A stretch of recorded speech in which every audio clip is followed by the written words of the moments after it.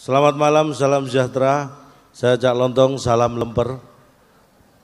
Pertama-tama saya ucapkan selamat atas pelantikan Bapak Irianto Lamri sebagai Gubernur Kalimantan Utara dan juga Bapak Udin Hyagio selaku Wakil Gubernur Kalimantan Utara. Tepuk tangan buat beliau berdua. Hadirin yang berbahagia, selamat malam. Saya bangga sekali bisa hadir di sini. Di kesempatan yang sama ini sebenarnya ada acara di kantor Gubernur DKI, tapi saya memilih hadir di Said untuk syukuran Gubernur Kalimantan Utara. Kalau ini nggak perlu tepuk tangan, saya nggak hadir di sana karena memang tidak diundang. Saya hanya sampaikan di sana ada acara juga. Karena saya melihat ini sebagai provinsi termuda luar biasa ini Kalimantan Utara.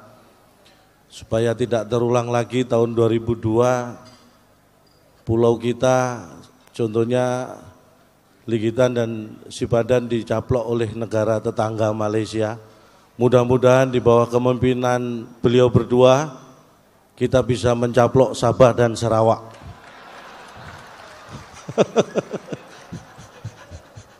Bercanda Pak, bercanda.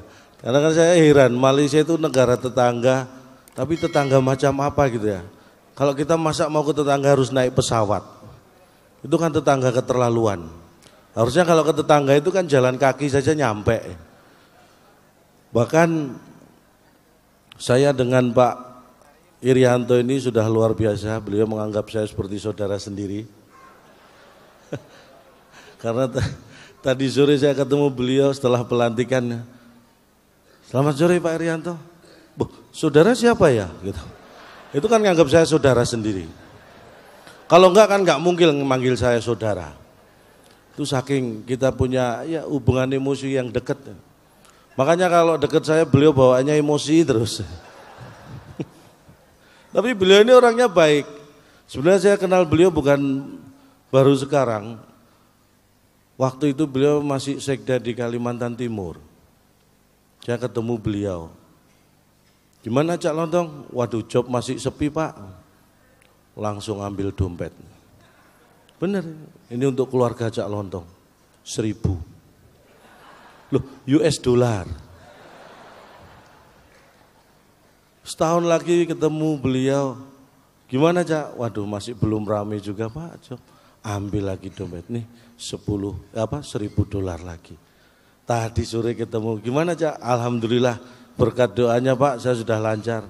Tolong yang 2.000 dikembalikan. Hitung-hitung pinjaman lunak Pak, terima kasih sudah sangat membantu. Saya bangga sekali bisa hadir di sini ketika saya dihubungi panitia untuk mengisi acara syukuran ini. Saya siap, saya nggak mikir bayaran, saya nggak mikir honor, karena yang mikir kan panitia, bukan saya. Saya akan tinggal nerima. Hadir juga saudara-saudara saya yang luar biasa. Sebenarnya saya malu stand up di sini karena beliau-beliau ini sebenarnya luar biasa. Senior saya ini lebih lucu dari saya. Dan bayaran mungkin karena bayaran beliau lebih gede jadi nggak hadir, nggak diundang di depan sini. Dan sekali lagi ingin saya sampaikan, saya ini bangga menjadi warga negara Indonesia. Saya nggak tahu apakah Indonesia bangga punya warga seperti saya. Alhamdulillah kalau ada yang bangga. Tapi dari sekian saja hanya satu yang bangga. Kenapa saya bangga dengan Indonesia? Kita ini negara yang luar biasa. Tidak ada negara lain yang bisa mengalahkan Indonesia. Menurut mata saya. Dalam hal apapun. Kita bisa mengatakan bahwa Indonesia ini negara yang tak terkalahkan. 3 minggu yang lalu saya dikirim di Kuala Lumpur Pak. Saya nggak tahu siapa yang ngirim, tiba-tiba saya di sana aja. Ini negara tetangga kita Malaysia. Ini mengatakan kualitas Indonesia ini SDM-nya jauh menurun. Dulu tahun 70-an, 80-an negara saya itu import guru dari Indonesia, tenaga pengajar. Tahun 9000, tahun 90-an, 2000-an kita hanya mengimpor asisten rumah tangga, pembantu dari Indonesia. Saya yang tadinya tertidur saat diskusi, bisa langsung bangun. Saya katakan Indonesia tetap berkualitas, manusianya tetap hebat. Yang turun adalah selera orang Malaysia. Dulu sukanya guru, sekarang sukanya pembantu. Itu yang harus kita motivasikan pada diri kita sendiri. Walaupun saya jawab sambil mikir. Mereka mengatakan sepak bola Indonesia mana prestasinya? Itu orang yang nggak ngerti. Mohon maaf. Brasil itu 5 kali juara dunia terbanyak. Jerman 4 kali. Itali 3 kali ya. Prancis 1 kali, Inggris 1 kali. Tapi Brasil pernah kalah lawan Jerman, Piala Dunia terakhir. Jerman pernah dikalahkan Itali. Itali sering kalah lawan Prancis. Prancis juga sering dikalahkan Inggris. Inggris sering juga kalah dari Brasil. Tapi di antara semua yang juara dunia, belum satu pun yang mengalahkan timnas Indonesia. Lebih hebat mana kita dibanding yang pernah juara dunia? Makanya kita pertahankan rekor, jangan mau bertanding dengan mereka. Kadang-kadang kita harus melihat dari sisi yang lain supaya optimis. Itu penting sekali. Kita harus optimis di kondisi yang seperti ini. Amerika tidak boleh berbangga. Amerika menurut saya negara dikuasai yang ya sangat lebay lah menurut saya. Tahun 69 Amerika itu ada seorang astronot namanya Neil Armstrong. Baru pertama kali mendarat di bulan. Seluruh dunia sudah diberi pengumuman. Ini kan lebay, baru 1 orang. Di kampung saya, minggu kemarin ibu-ibu rombongan, sore-sore saya tanya, mau kemana Bu? Mau nuju bulan. Di Indonesia itu ibu-ibu rombongan nuju bulan itu enggak pengumuman ke negara manapun. Amerika baru 1 orang sudah pengumuman. Ya kan? Sekarang negara maju, Amerika, Rusia itu sedang mencoba bagaimana bisa manusia bertahan hidup selain di bumi. Jadi bagaimana bisa bertahan hidup di bulan. Itu sedang dilakukan percobaan oleh negara maju. Tertinggal jauh oleh Indonesia. Saya secara pribadi dari dulu sudah diajarkan oleh ibu saya. Bukan hanya hidup di bulan, tapi bagaimana bertahan hidup dari bulan ke bulan. Hebat mana? Ibu saya mengajarkan bertahan hidup dari bulan ke bulan. Amerika baru belajar bagaimana bisa bertahan hidup di bulan. Itu kan jauh. Mau pamer apa mereka? Negara maju mengeluarkan jutaan dolar eksperimen. Menciptakan generasi berikutnya sama persis. Teknik cloning. Indonesia tanpa speser pun ratusan tahun sudah kita lakukan. Menciptakan generasi berikutnya sama persis, tidak perlu cloning, cukup klonan. Dengan klonan tercipta generasi berikutnya sama persis. Males-malesnya juga sama. Kita apa yang disombongkan mereka? Ya kan? Amerika itu sebenarnya negara yang paling nggak boleh sombong sama Indonesia. Karena Amerika itu ada gara-gara Indonesia, walaupun secara tidak langsung. Bapak Ibu percaya? Tidak, saya juga enggak. Awalnya, tapi kita ingat, Christopher Columbus, ini orang Italia berkebangsaan Spanyol, diperintah Ratu Spanyol saat itu mencari rempah-rempah. Tujuannya India, Indonesia, negara penghasil rempah-rempah terbesar saat itu. Membawa armada dalam perjalanan mencari rempah-rempah kesasar, nemu benua, itulah Amerika. Bayangkan kalau saat itu tidak ada perintah Ratu Spanyol untuk mencari rempah-rempah ke Indonesia, mungkin sampai sekarang Amerika belum ada yang nemu. Barack Obama apa enggak tolah-toleh. Amerika ada gara-gara Indonesia, jangan sombong. Napoleon Bonaparte jatuh gara-gara Indonesia. Mari kita baca sejarah. Prancis waktu itu pasukan terkuat di dunia di bawah Napoleon. Akan menyerang salah satu negara Eropa. Di atas kertas tidak lama bisa dikuasai. Secara kebetulan Gunung Samalas di Indonesia, sekarang kita sebut Gunung Tambora, meletus. masuk dalam 5 letusan gunung berapi terdahsyat di dunia di dalam catatan sejarah modern. Efeknya apa? Eropa yang harusnya belum musim dingin tiba-tiba turun salju. Napoleon sebagai penyerang tidak siap menghadapi perubahan iklim yang mendadak. Tuan rumah lebih siap. Kalahlah Napoleon. Menyerah Napoleon. Jatuh di Waterloo. Gara-gara Gunung Tambora di Indonesia meletus. Kita nggak sempat mindahin gunungnya padahal. Meletusnya juga di Indonesia. Kita pengen negara Eropa mana jatuh. Kita tinggal pilih gunung berapi mana akan kita letuskan. Kita punya banyak stok gunung berapi. Tepuk tangan buat gunung berapi. Mau membantah apa mereka dengan Indonesia? Saya sampai melakukan survei. Pelajar kita ini ternyata jauh menguasai ilmu lebih banyak dibanding pelajar-pelajar di negara maju. Saya survei. Bahkan saya bandingkan Indonesia dan Inggris, Pak.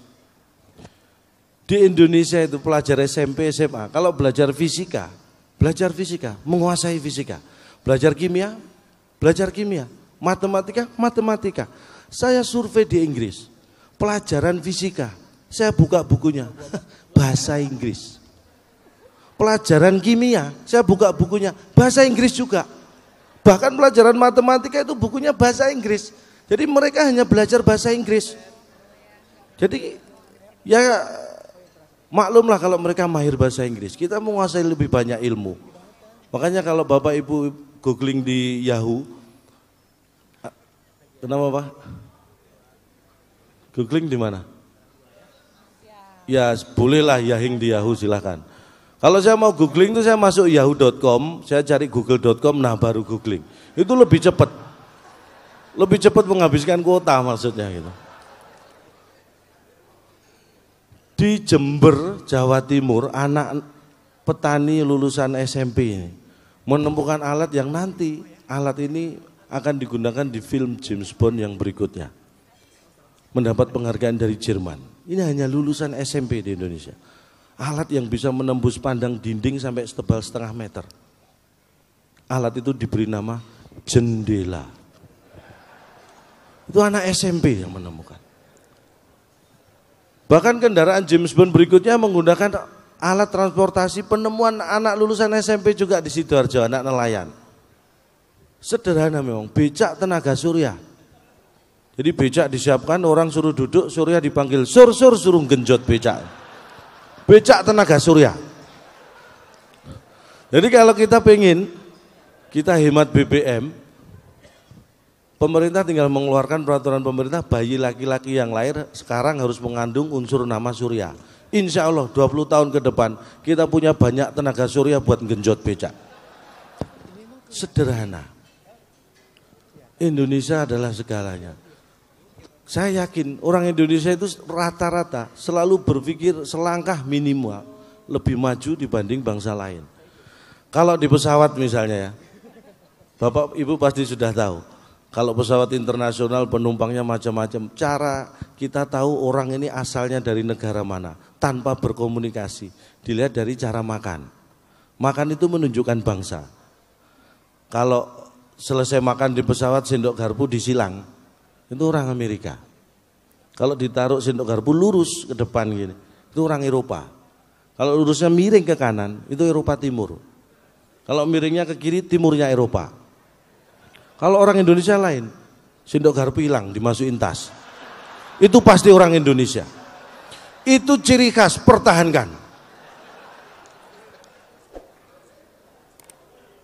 Ini yang menunjukkan bahwa kita berpikir selangkah lebih maju.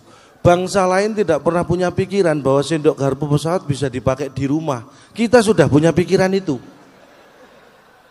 Silakan kalau mau tuker-tukeran koleksi sendok garpu pesawat, saya punya banyak. Karena membawa pulang sendok garpu pesawat itu tidak melanggar hukum. Yang melanggar hukum itu pelampung. Itu ancaman hukuman 2 tahun atau denda 200 juta. Saya pernah coba. Itu enggak boleh. Tapi kadang-kadang saya heran. Memindahkan pelampung itu hukumannya 2 tahun atau 200 juta denda.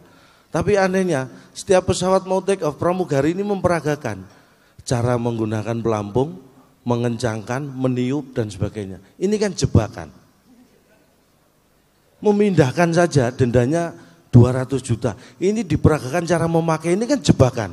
Kalau kita ikut-ikutan pakai kan didenda 200 juta kita. Sejak itu saya sadar betul pentingnya asuransi.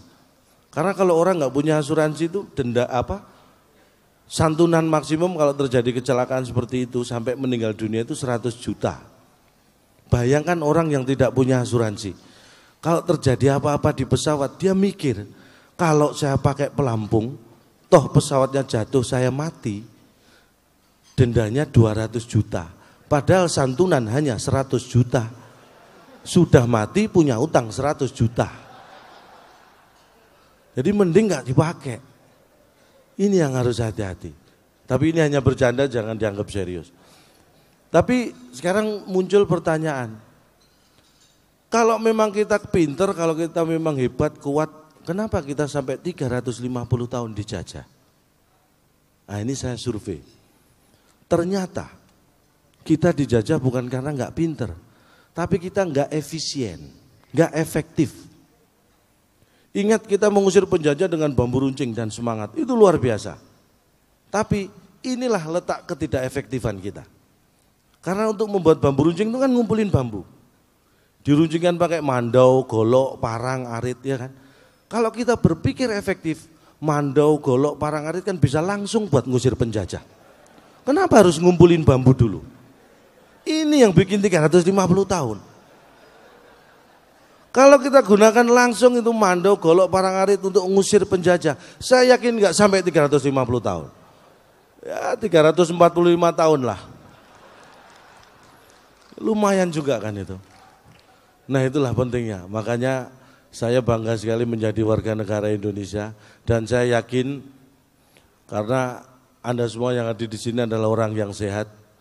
Orang sehat itu indikasinya adalah tertawa. Tertawa itu indikator kesehatan. Orang yang tertawa itu orang yang sehat. Yang tidak sehat itu yang ditertawakan. Jadi jelas mana yang sehat, mana yang enggak sehat. Satu lagi bukti yang ingin saya sampaikan. Bahwa kita jauh lebih pintar dari bangsa lain. Seorang profesor Jepang kaitannya dengan tertawa dan kesehatan. Profesor Jepang melakukan penelitian. Tertawa 60 menit itu bisa membakar kalori sama dengan tertawa hanya 1 jam. Ini kenapa saya yakin kita jauh lebih pintar. Karena hasil survei profesor Jepang saja di sini kita tertawakan. Itu hasil survei profesor Jepang. Kita tertawakan di sini. Berarti kita lebih pintar dari mereka. Makanya saya yakin Indonesia ini hebat. Dan semua sehat-sehat. Mungkin ada yang perokok ya. Mohon maaf, saya ini orangnya anti rokok. Makanya saya sekarang perokok. Saking anti rokoknya. Karena saya mikir, saya pengen rokok ini nggak ada di muka bumi ini. Di Indonesia terutama ya. Kalau saya bakar pabrik rokok, saya masuk penjara. Makanya saya bakar rokok satu persatu, biar habis. Ini semangat anti rokok. Jadi bagi Anda yang perokok, kita punya semangat yang sama. Pertahankan itu. Tapi bagi yang tidak merokok, jangan coba-coba karena itu berbahaya. Tapi buat saya merokok itu indikator kesehatan. Jadi kalau saya merokok kok enak, nikmat, saya sehat. Tapi kalau saya ngerokok rasanya hambar, berarti saya sedang sakit. Dan memang benar, ternyata merokok itu untuk orang sehat. Karena kalau saya ke dokter biasanya, pesennya mesti, Cak Londong, ini lagi sakit, merokoknya istirahat dulu. Nanti kalau sudah sembuh, sudah sehat, boleh merokok lagi. Berarti merokok itu untuk orang sehat. Orang yang tidak merokok berarti orang kok sakit, lebih sehat. Lebih sehat. Karena selain untuk indikator kesehatan, merokok itu untuk bisa melihat karakter laki-laki.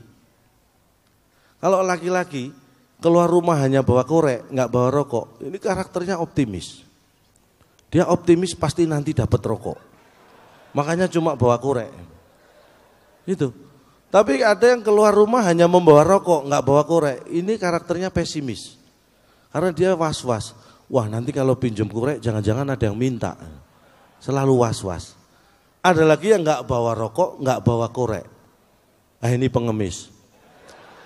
Ini modalnya cuma paru-paru. Ini keterlaluan.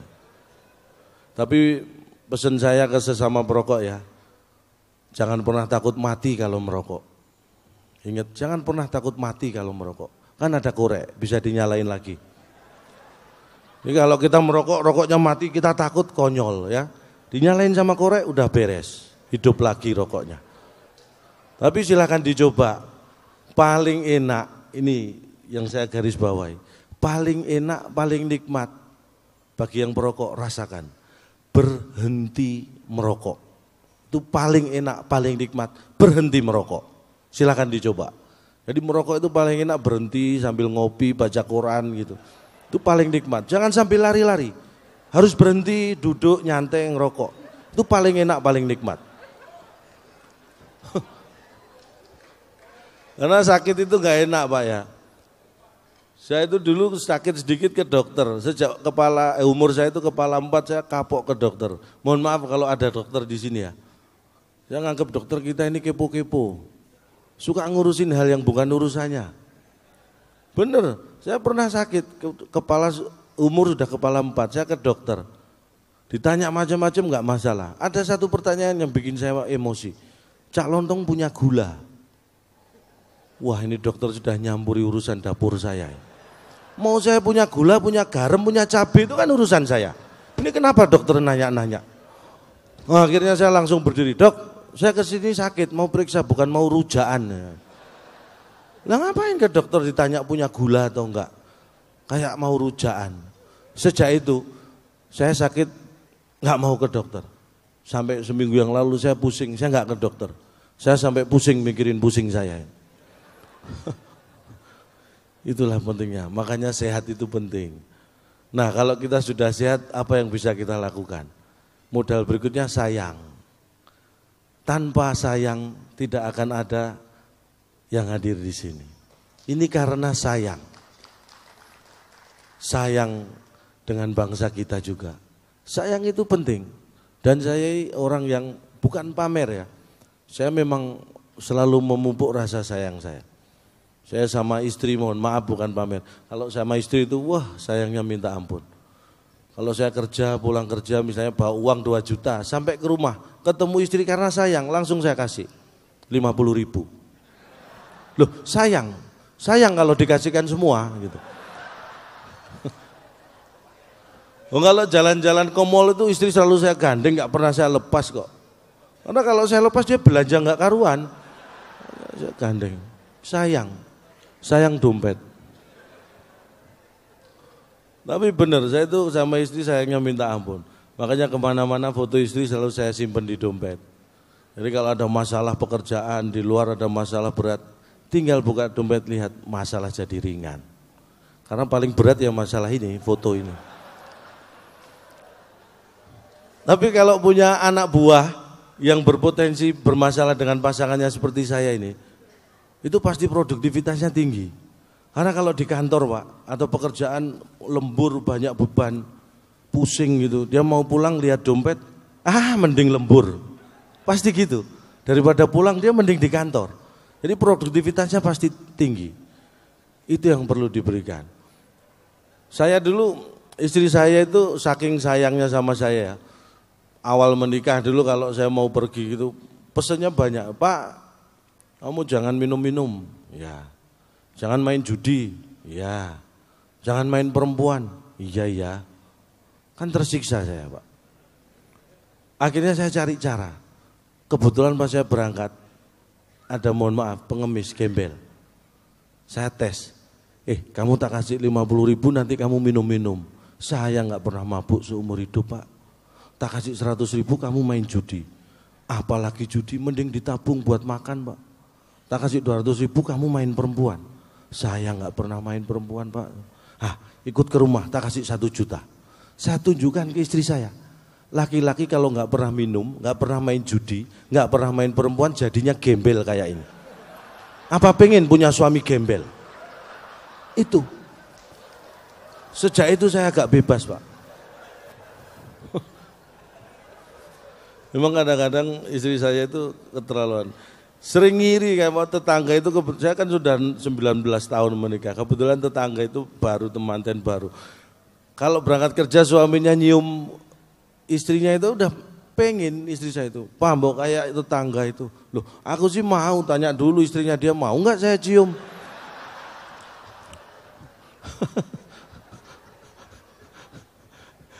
Karena walaupun mohon maaf, istri saya itu saya dapat dari lomba dulu. Ini Pak, dulu tuh lomba apapun saya ikut, karena hidup saya itu harus dari prestasi, itu cita-cita saya. Jadi lomba apapun saya ikut, sampai dulu KTP saya itu pekerjaan peserta lomba.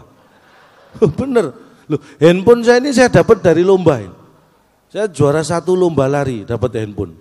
Saingannya orang satu kampung, polisi sama pemilik handphone ini. Bayangkan kalau saya nggak menang, saya sudah dibakar massa. Artinya apa? Untuk hal yang negatif, waktu saya jadi copet, itu butuh stamina, butuh prestasi. Apalagi untuk hal yang positif. Istri saya itu saya dapat dari lomba apa ya, saya lupa. Saking banyaknya lomba. Pokoknya yang menang dapat yang cantik. Saya kalah.